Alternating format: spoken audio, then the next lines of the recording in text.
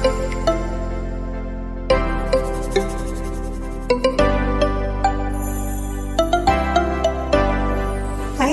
halo semua. Selamat datang di Neurologi Podcast. Izinkan saya memperkenalkan diri. Jumpa lagi dengan saya, Helnida, host dari acara podcast kali ini. Bagaimana nih kabarnya, Bapak Ibu Saudara-saudara sekalian? Semoga sehat selalu ya. Kali ini, dalam rangka memperingati Hari Stroke Sedunia atau World Stroke Day, kita akan membahas mengenai stroke. Mungkin di lingkungan keluarga, tetangga, atau dalam lingkungan kerja kita sering mendengarnya. Atau bahkan ada kerabat terdekat yang terkena penyakit berbahaya ini. Stroke perlu diwaspadai karena dapat menimbulkan kecacatan, bahkan kematian. Jumlah penderita stroke terus meningkat dari tahun ke tahun. Bahkan ada penelitian yang menyebutkan 1 dari 4 orang yang berusia lebih dari 25 tahun bisa terkena stroke selama hidupnya. Wah, ngeri juga ya. Nah, untuk mengetahui stroke lebih jauh, apa sih stroke itu? Apakah bisa dicegah? Kita akan mengundang narasumber pertama di episode podcast kita kali ini, yaitu seorang dokter spesialis saraf yang handal dan ahli di bidang stroke, yaitu Dr. Dian Rahmatiar, spesialis saraf konsultan, Vina Indiomed. Selamat datang, dokter. Selamat datang, Dr. Helnida. Bagaimana kabarnya, dok? Alhamdulillah, baik. Alhamdulillah, semoga sehat selalu ya, dokter. Nah, di kesempatan kali ini, kita mau mengupas tuntas nih mengenai stroke. Sebenarnya yang disebut stroke itu apa sih, dokter? Ya, kalau kita berbicara tentang stroke, kita perlu tahu definisi memang ya. Nah, definisi stroke itu selama ini yang kita kenal lebih dari puluhan tahun sebetulnya adalah karena ada satu gangguan dari fungsi saraf. Jadi fungsi saraf ada yang berkurang atau kita sebut sebagai defisit neurologi, yang fungsi ini bisa sifatnya vokal satu sisi misalnya, atau sifat fungsinya yang global. Jadi ada fungsi saraf yang menurun yang pertama. Yang kedua, fungsi saraf yang menurun ini terjadi secara tiba-tiba, mendadak, kejadiannya tidak diduga, ya. Jadi dan kejadian ini biasanya menetap, ya, biasanya menetap selama lebih kurang 24 jam, progresivitasnya kemudian akan menetap.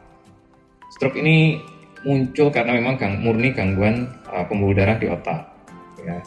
Sehingga kalau ada pasien dengan gangguan fungsi saraf yang tiba-tiba berkurang, ya, dengan tidak ada riwayat lain, misalnya tidak ada kecelakaan, tidak ada trauma kepala, maka kita wajib curiga bahwa ini suatu serangan stroke. Iya, dok ya. Jadi tadi ada gangguan dari saraf yang onsetnya itu mendadak ya, dok? Betul, tiba-tiba terjadi. Ya, dokter. Terima kasih atas penjelasannya, dokter. Kira-kira tren kasus stroke akhir-akhir ini bagaimana ya, dok? Di dalam era pandemi ini, apakah stroke itu sendiri masih meningkat ya, dok? Ya, jadi di era pandemi sendiri, angka penyakit stroke tetap cukup tinggi ya. Artinya pengalaman kita di rumah sakit kita tetap jumlahnya tetap banyak.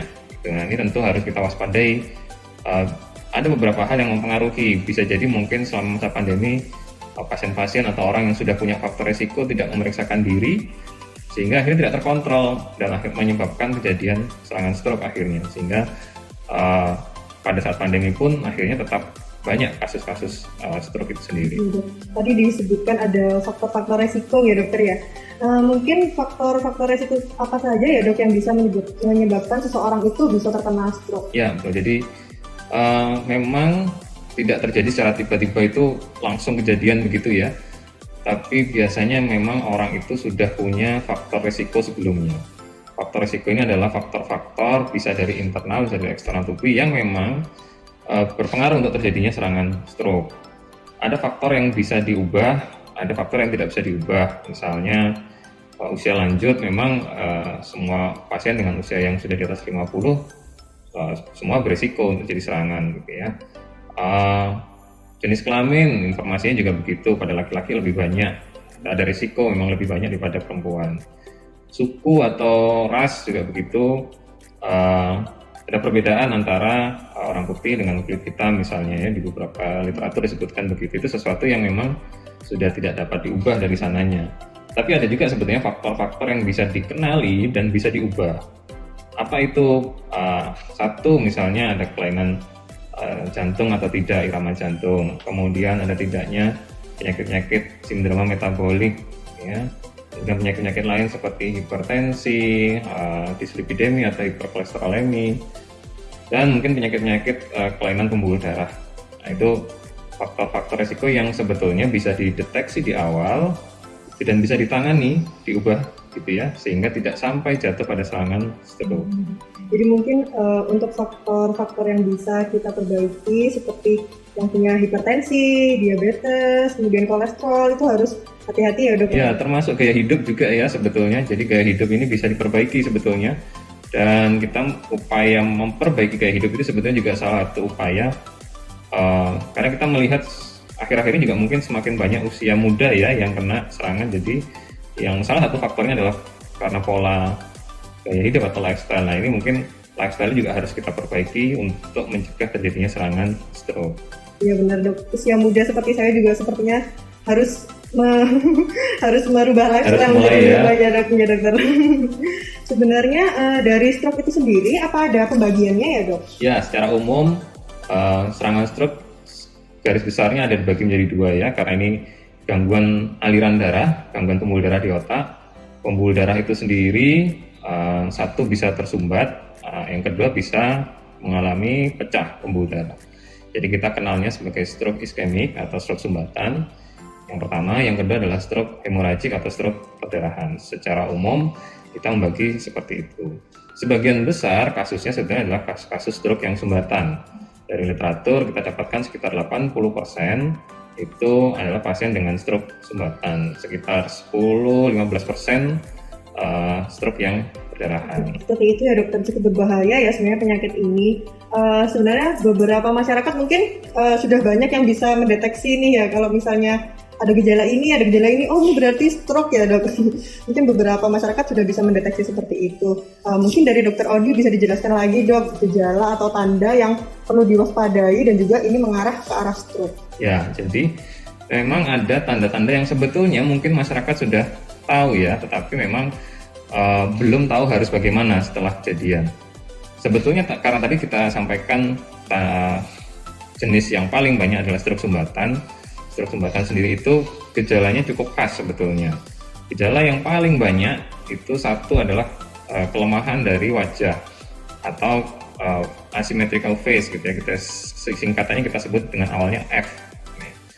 Jadi yang pertama adalah wajah yang tidak simetris atau mungkin kalau di kita bilangnya merot gitu ya. Kemudian yang kedua adalah arm weakness atau kelemahan dari tangan atau kaki ya, alat gerak tubuh. Yang ketiga adalah speech, gangguan bicara. Jadi bicaranya jadi pelo misalnya atau tidak paham pembicaraan. Jadi diajak bicara nggak bisa ngomong atau nggak nyambung. Nah kalau ada tanda-tanda FAS ini gitu ya, maka harusnya kita yang terakhir adalah T. T-nya apa? T-nya adalah time to call. Artinya sebetulnya ketika muncul setidaknya gejala ini secara mendadak, maka harus segera mencari bantuan. Mencari bantuan kemana? Bisa datang ke fasilitas kesehatan primer atau langsung ke rumah sakit terdekat. Nah ini yang penting supaya apa? Supaya segera mendapatkan penanganan yang optimal. Kadangkala orang kita tahu bahwa jangan-jangan ini stroke nih karena ada kelemahan, tetapi masih ragu ke rumah sakit nggak ya?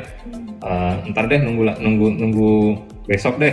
Nah ini yang sebetulnya kita ingin beritahukan kepada ya masyarakat secara umum bahwasanya kalau kita sudah temukan gejala itu sebaiknya harus segera ke rumah sakit karena waktu sangat penting dan setiap menit yang terbuang akan menyebabkan kerusakan otak semakin berat. Jadi kalau kita sudah duga bahwa pasien ini mengalami serangan stroke, ada gejala yang muncul, maka pemeriksaan harus segera dilakukan. Pemeriksaan fisik, kemudian juga pemeriksaan foto radiologi, CT scan kepala misalnya, CT scan MRI, dan pemeriksaan laboratorium lain. Jadi memang sebetulnya harus segera diidentifikasi apakah ini perdarahan atau ini sumbatan. Karena tata laksananya akan sangat berbeda. Sehingga memang kenapa kok tadi kita sampaikan harus segera ke rumah sakit supaya mendapatkan tata laksana yang tepat, kita bisa pastikan kelainannya dan optimalisasi terhadap terapinya juga. Iya dok, tadi sudah disebutkan ya dok bahwa setiap detik, setiap menitnya itu berharga. Jadi apabila ada gejala stroke maka harus segera dibawa ke rumah sakit supaya tata laksananya juga tepat gitu ya dok ya. Sebenarnya stroke sendiri ini apakah bisa diobati ya dok ya? Kadang apabila kita menemui seseorang dengan gejala stroke kemudian dibawa ke rumah sakit, kemudian bagaimana ya dokter? Apakah ada yang harus dilakukan lainnya mungkin? Ya, prinsipnya sih memang stroke itu saat ini kita kenal bahwa menyebabkan kecacatan ya. Tapi dari banyak penelitian terakhir, selain stroke itu sebetulnya bisa dicegah, stroke itu bisa diobati. Ya. Artinya pasien itu punya kesempatan mendapatkan obat ketika memang datang pada kondisi yang tepat. Datang di kondisi awal, kita bisa memberikan obat-obat seperti penghancur sumbatan gitu, atau ya prosedur-prosedur yang bisa dilakukan untuk membuka kembali sumbatannya, misalnya begitu. Jadi ada kesempatan sebetulnya untuk mendapatkan terapi, dan terapi itu terbatas waktunya. Artinya ada batasan sampai kapan boleh dilakukan. Kalau pasien datang melewati waktu yang sudah ditentukan, tentu terapi itu tidak bisa diberikan. Ketika kita tidak bisa memberikan terapi itu, maka memang resiko terjadinya kecacatan jadi lebih tinggi. Ya, tapi apapun itu memang kita sudah punya ruangan yang cukup baik, unit stroke dan segala macam yang akan tetap mencoba memberikan perawatan yang optimal supaya pasien tetap bisa beraktivitas harapannya setelah serangan ini. Jadi sebenarnya masih ada harapan untuk 100% kembali normal begitu kan? Ya, prinsipnya kita harus berusaha mencegah terjadinya kecacatan dan kematian pada pasien-pasien yang mengalami stroke. Upaya apapun harus kita lakukan, terutama upaya-upaya di fase awal, di fase akut, supaya tadi pasien punya kesempatan untuk bisa beraktivitas kembali, tidak sampai cacat atau bahkan tidak sampai mengalami kematian. Berbahaya sekali ya memang stroke ini, Dok. Semoga setelah mendengar podcast ini banyak ilmu yang bisa dipetik dan kedepannya bisa dihindari ya, Dok, sebelum terkena stroke itu sendiri. Ya. Tadi sempat dibahas juga ya, Dok, faktor risiko stroke. Mungkin ada tips dan trik bagaimana pencegahan dari stroke? Ya. Gaya hidup yang pertama, perbaiki gaya hidup. Bagaimana caranya? Tentu dengan mengkonsumsi makanan-makanan yang sehat, kemudian berolahraga rutin, menggerakkan tubuh setidaknya 30 menit 4-5 kali seminggu ya. Kemudian stop merokok ya, kenali faktor risiko penyakit Anda, apakah ada hipertensi, apakah ada dislipidemia atau hiperkolesterol. Sebaiknya dilakukan terapi, cek rutin jantung, adakah gangguan irama ya, kalau memang ada kita harus rutin periksa ya, termasuk ada tidaknya diabetes, kelainan gula ya, kencing manis, maka itu juga harus diatasi. Mungkin di era pandemi ini ya, Dok, pada pasien-pasien dengan stroke itu apa boleh ikut vaksin, Dok? Boleh, sebetulnya tidak ada kontraindikasi, hanya saja memang dari pedoman yang kita miliki sebaiknya pemberian vaksin itu tidak dilakukan pada saat serangan akut atau di awal serangan.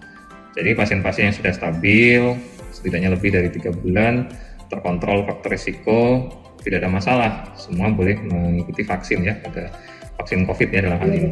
Wah, penjelasan dari dokter luar biasa bermanfaat ya. Sekarang kita jadi paham nih dari A sampai Z tentang stroke itu apa, tanda gejalanya bagaimana tata laksananya, dan pencegahannya juga. Satu lagi, Dokter Hanida, yang banyak kita temui sebetulnya di grup-grup kita, ya, kalau ada pasien yang gejala stroke disuruh cubles nih jarinya gitu ya, keluarin darahnya gitu ya.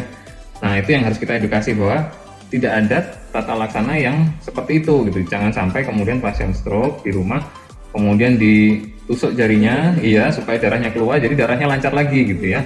Nah, itu hoax yang harus kita perangi juga di media sosial sehingga orang tahu bahwa yang betul adalah ketika ada gejala harus segera ke rumah sakit. Ya, Dok. Mungkin pentingnya menyaring informasi ya, Dok, mana yang benar, karena sekarang grup WhatsApp, grup dari sosial media itu banjir ya, Dok, ya, banyak sekali informasi yang tidak tahu dari mana asalnya, ini benar atau tidak diterima saja oleh masyarakat ya, Dok. Ya. Terima kasih banyak Dr. Odi atas ilmu yang sudah dibagikan pada hari ini. Mungkin sebelum mengakhiri podcast kita jargon dulu ya, Dok. 1, 2, 3. Stay healthy, save our precious time. Terima kasih, Dokter. Terima kasih.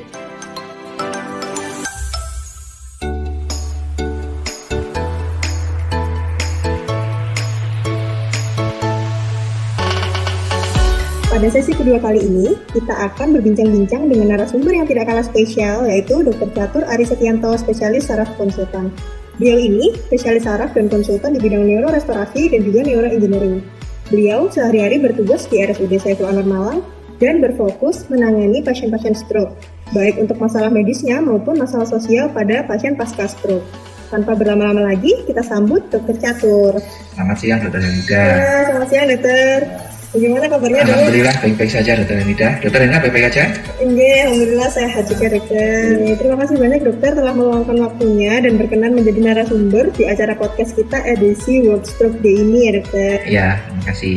Nah, pada kesempatan kali ini kita akan berbincang-bincang dan membahas tentang bagaimana menjalani kehidupan pasca stroke baik untuk pasiennya sendiri maupun keluarganya. Nah, seperti yang kita tahu ya dokter, tingkat kecacatan stroke sendiri kan masih tinggi dan akan menyebabkan penderita pada pasca stroke serta keluarganya kehidupannya itu tidak akan sama lagi seperti sebelum mengalami stroke.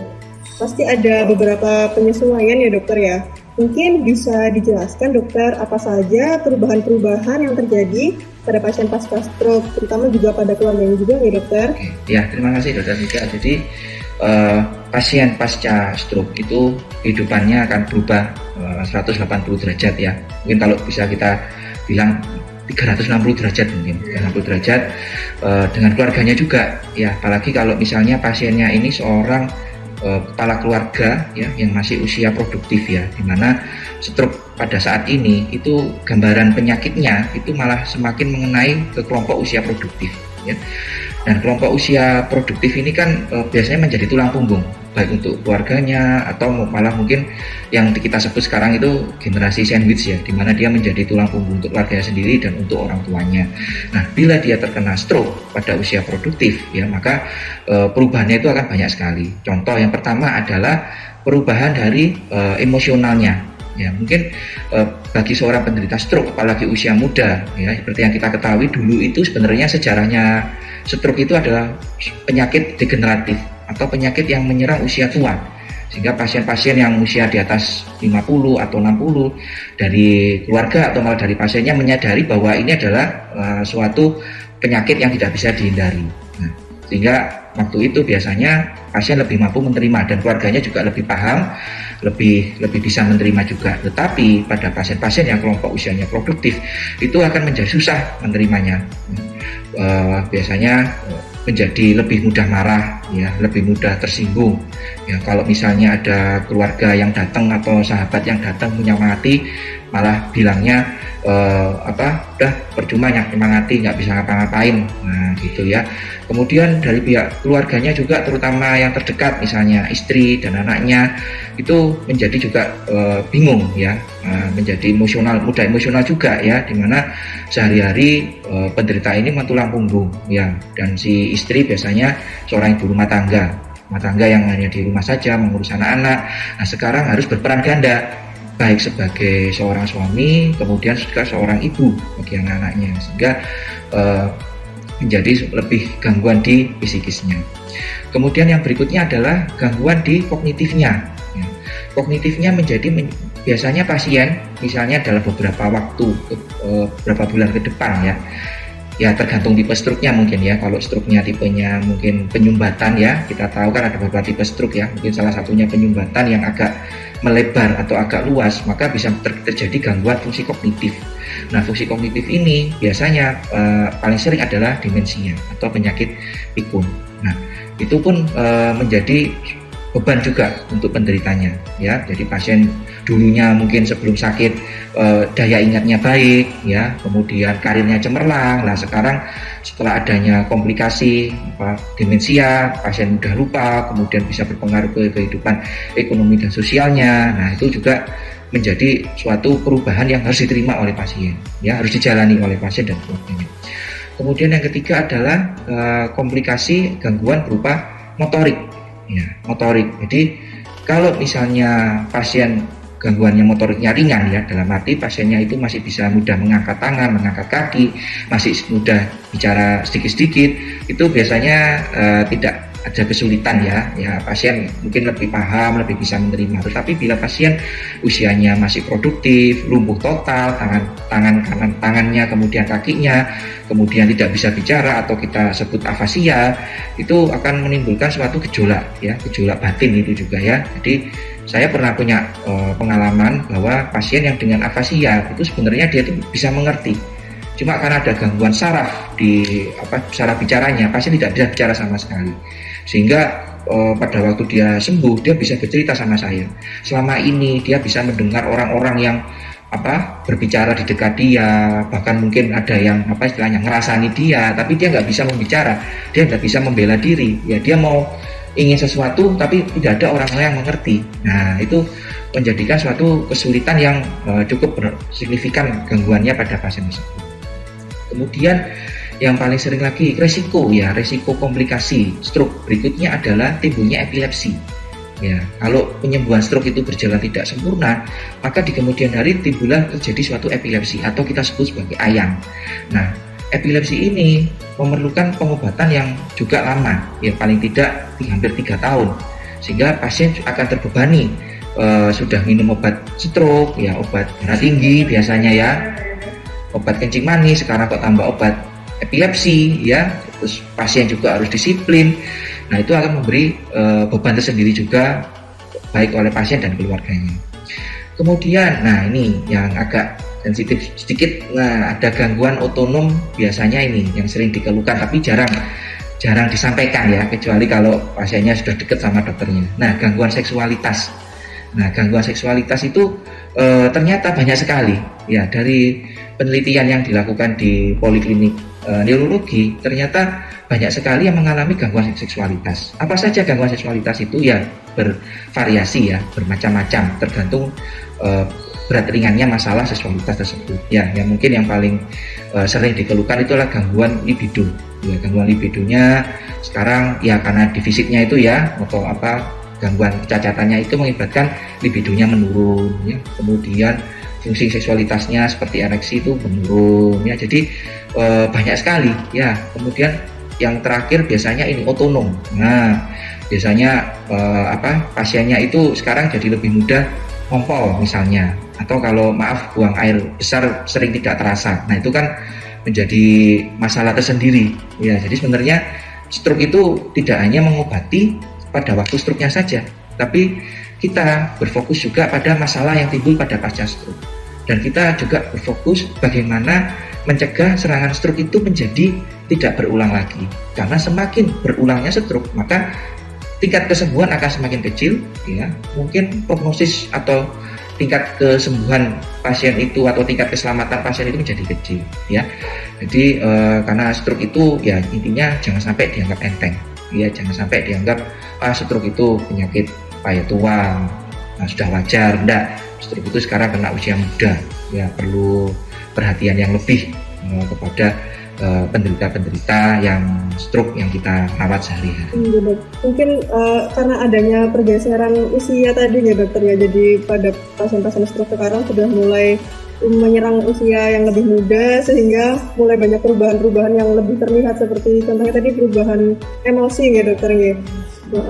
Terus mungkin saya yang mungkin kami ya beberapa orang tidak sampai ke mengetahui adanya gangguan fungsi dari seksual mungkin yang jarang terekspos ya dok ya, karena mungkin dari pasiennya sendiri yang tidak mau cerita atau ada masalah yang lainnya seperti itu ya dok ya. Kemudian dari perubahan-perubahan tadi pastinya rehabilitasi itu perlu ya dok ya. Mungkin bisa dijelaskan lagi bagaimana rehabilitasi pada pasiennya, kemudian pentingnya rehabilitasi itu sendiri. Iya, jadi rehabilitasi itu sebenarnya sangat penting ya. Karena itu tadi fungsinya untuk mengurangi angka kecacatan karena stroke ya. Di era sekarang ya, pengobatan stroke itu semakin canggih, sehingga alhamdulillah karena semakin canggihnya pengobatan stroke, banyak pasien-pasien stroke yang selamat ya. Bahkan banyak pasien stroke yang hidup, yang tetap hidup. Padahal dulu itu sebelum obat-obatan ditemukan ya banyak tingkat kematian karena stroke itu tinggi sekali. Nah sekarang alhamdulillah karena kemajuan teknologi pengobatan itu banyak yang sembuh dari stroke. Tetapi nah itu tadi meninggalkan tingkat kecacatan ya, dan itu yang masih para peneliti berusaha mengurangi tingkat kecacatan tersebut.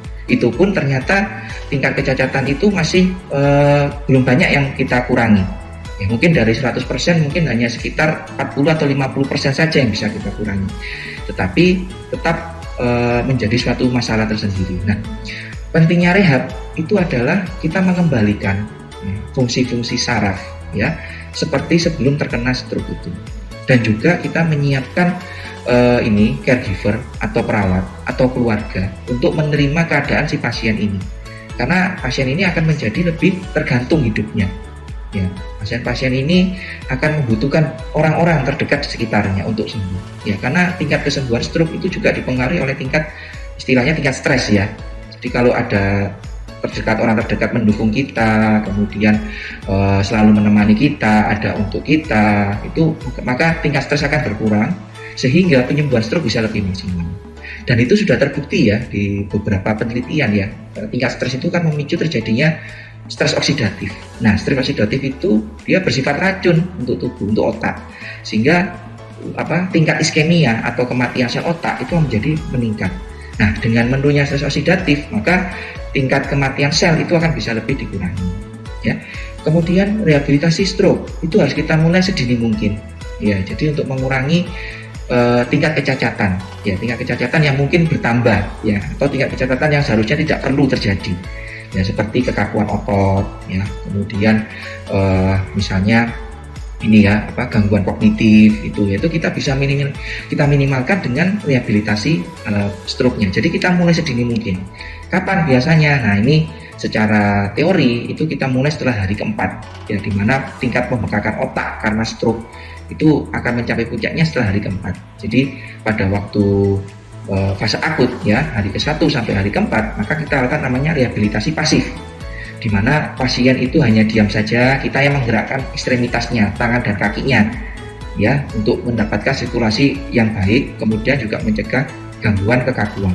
Nah, setelah itu kita masuk menginjak ke rehabilitasi pasif aktif ya, di mana pasien yang aktif menggerakkan tangannya atau ekstremitasnya atau anggota tubuhnya yang terkena stroke, sehingga diharapkan memicu terjadinya neuroplastisitas. Ya, jadi otak itu bersifat plastik, jadi dia bisa mengubah dirinya sendiri asal diberi latihan. Nah, itulah gunanya rehabilitasi pada penyakit stroke. Ya, dokter. Kemudian bagaimana ya dok tips-tips untuk pemilihan mungkin rehabilitasi apa yang cocok untuk penderita pada pasca stroke?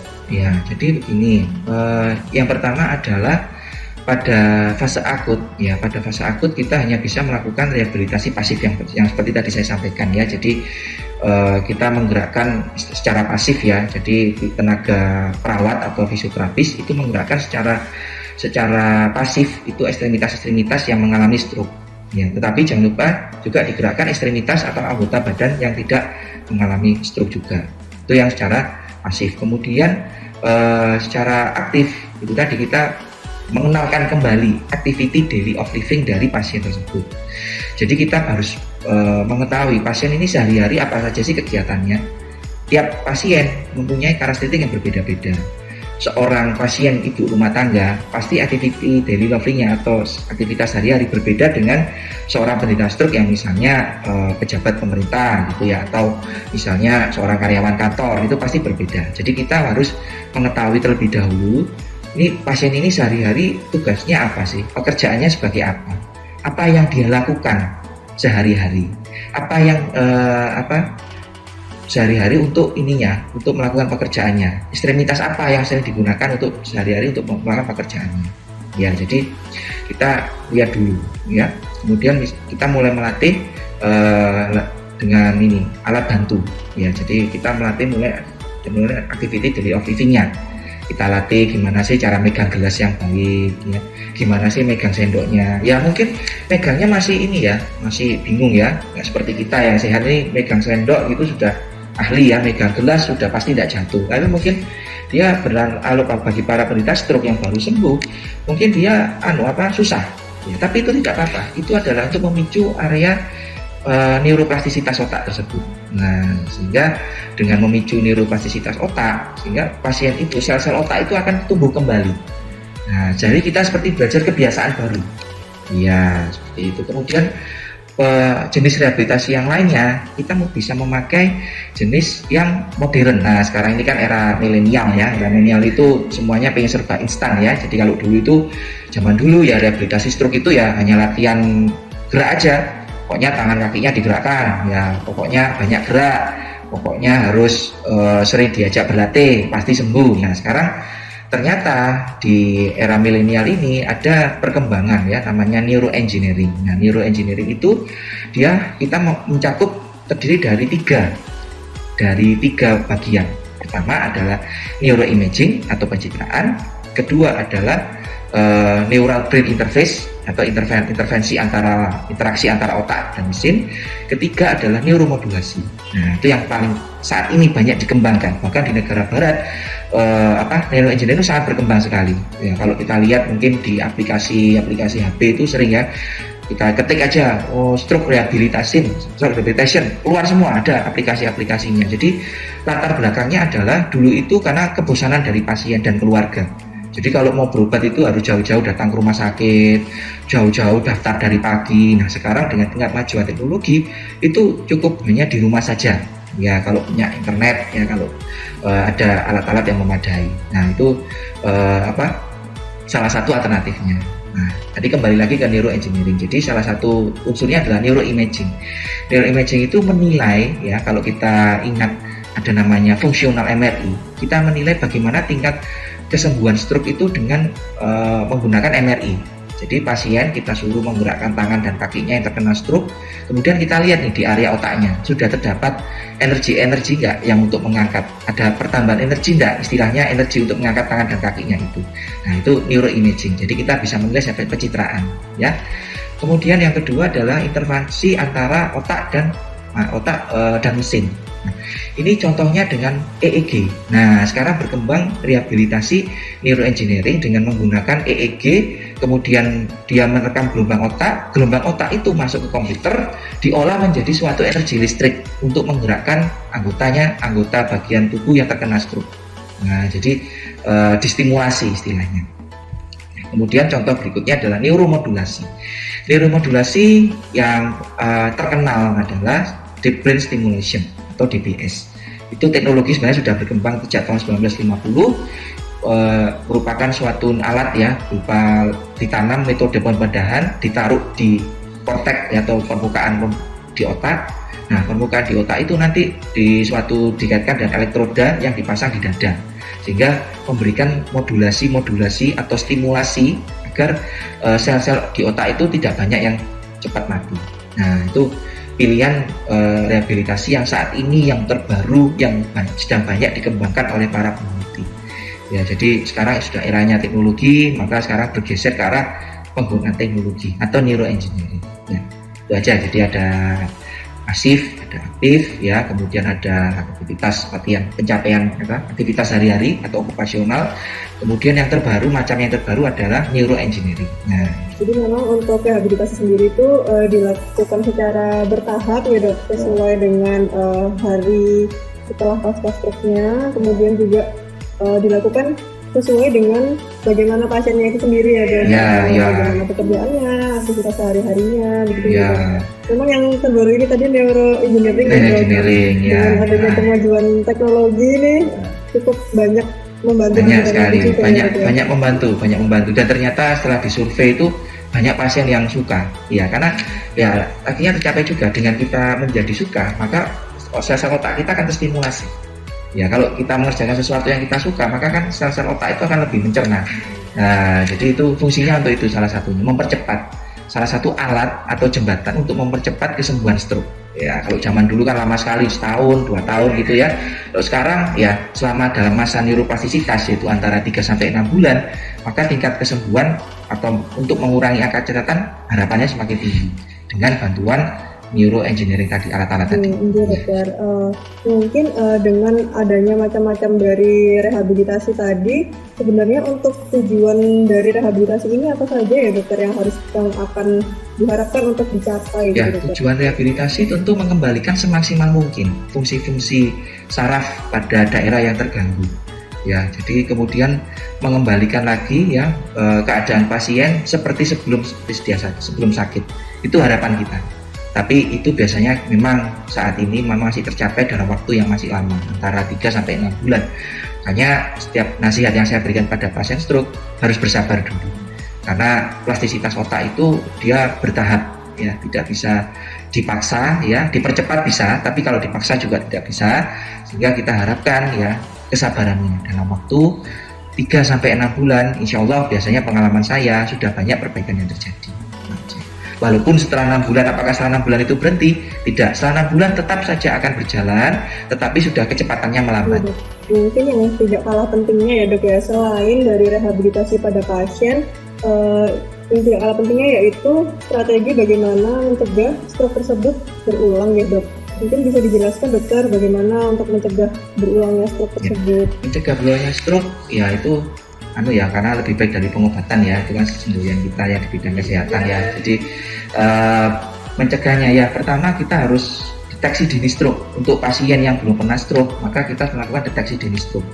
Nah, kita punya fasilitas namanya transkranial Doppler, di mana transkranial Doppler ini mampu mendeteksi secara dini adanya perubahan aliran darah di otak. Ya, dan bahkan perubahan itu tidak bisa deteksi oleh alat yang canggih sekalipun. Jadi secara dini itu bisa terdeteksi. Nah, kalau ada gangguan aliran pembuluh darah di otak, maka kita harus lebih hati-hati nih. Ya, kita harus mengevaluasi diri kita. Apakah pola hidup kita sudah bagus apa tidak, pola makan kita sudah bagus apa tidak, bagaimana kita menjaga kesehatan kita, seperti itu ya. Jadi deteksi dini stroke ya, salah satunya dengan pemberian PCD. Kemudian yang kedua ya, pemeriksa secara rutin faktor-faktor resiko yang klasik. Yang klasik itu apa sih? Hipertensi, kencing manis, kadar kolesterol yang tinggi.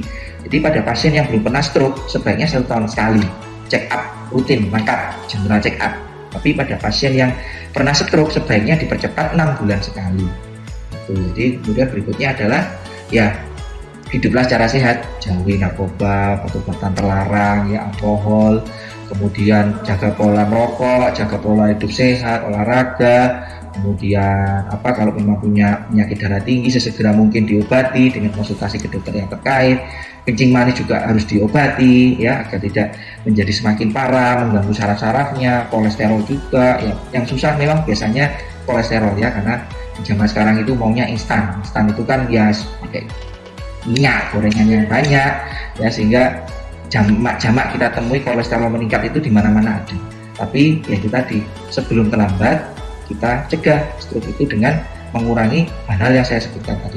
Cukup murah, tidak mahal-mahal, pasti lebih murah daripada biaya pengobatan stroke. Nah, makanya di podcast kali ini ya kita mengajak masyarakat untuk menjaga kesehatannya, rutin general check up ya, rutin berolahraga ya, tidak mudah stres ya, biar tidak terkena stroke ya. Karena kalau terkena stroke ya kita tidak tahu bagian mana otak yang akan terserang stroke ya. Kalau misalnya terserang stroke-nya bagian otak yang vital, misalnya di daerah batang otak yang fungsinya mengatur pernafasan atau denyut jantung, ya mungkin saja pasiennya tidak akan selamat ya. Tapi kalau mengenai daerah-daerah yang yang lesinya jembatannya tidak terlalu luas, masih ada harapan untuk sembuh. Ya itu aja keterangannya.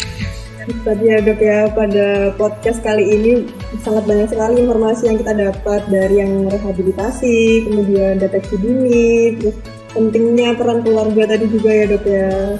Nah ini terima kasih banyak Dokter Catur atas ilmu yang sudah dibagikan pada hari ini. Mungkin bisa kembali lagi di lain waktu ya dok ya. Terima kasih dokter.